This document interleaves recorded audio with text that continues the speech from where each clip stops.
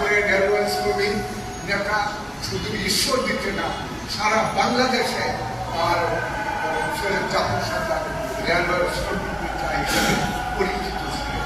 শুধু তাই নয়, মুক্তিযুদ্ধের সময় আমি শুনেছি ওইখানে যে ওই যে পাখিতে যে রেলওয়ে সেতু পাকিস্তানিরা যাতে ওই দিকে চলাচল না করতে পারে, পদ্মা নদীতে সাঁতরাইয়া ডিনামাইট নিয়ে এই ব্রিজও আমরা সেই সময় ভেঙেছিলেন, উড়িয়ে দিয়েছিলেন, সেইটাও দেখছিলেন। তার পরিবর্তন পর্যায়ে আপনারা জানেন উনি কোনো বিয়ে করেন নাই, ভোগ বিলাসের দিকে তাকান নাই, নিজের সংসারের দিকে তাকান নাই। উনি কি চেয়েছিলেন?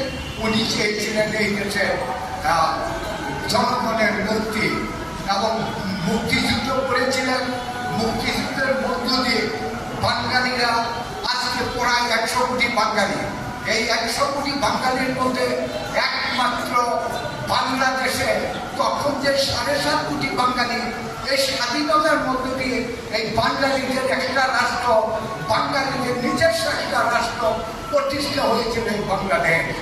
সেদিন থেকে আজকে যারা এই মুক্তিযুদ্ধের পরাজিত শক্তি এবং এই বাঙালিদের রাষ্ট্র মেনে নিতে পারেন না, যারা আজকে সেই শক্তি আজকে চক্রান্ত ষড়যন্ত্র করে তারা ঐক্যবদ্ধ হয়ে আজকে সেই মৌলবাদী শক্তি, সেই সাম্রাজ্যবাদী শক্তি, সেই রাজাকারের শক্তি, সেই আলবদর আলসামরা ঐক্যবদ্ধ হয়ে আজকে 55 বছর পরে আবার তারা ক্ষমতায় দখল করছে।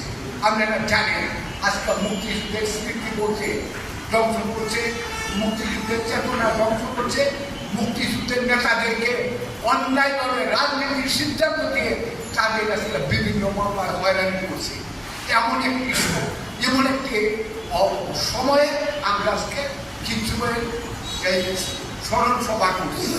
তাই আমি বলবো, যার সবসময় অসাম্প্রদায়িক রাজনীতি করে, মেহনতি মানুষের রাজনীতি করে, বৈষম্যের বিরুদ্ধে রাজনীতি করে, মুক্তিযুদ্ধের মধ্য দিয়ে অর্জিত চায়ের মূলনীতি, গণতন্ত্র, সমাজতন্ত্র, ধর্ম নিরপেক্ষতা এবং বাঙালি জাতীয়তাবাদের আদর্শ বাস্তবায়ন করে তারা কখনো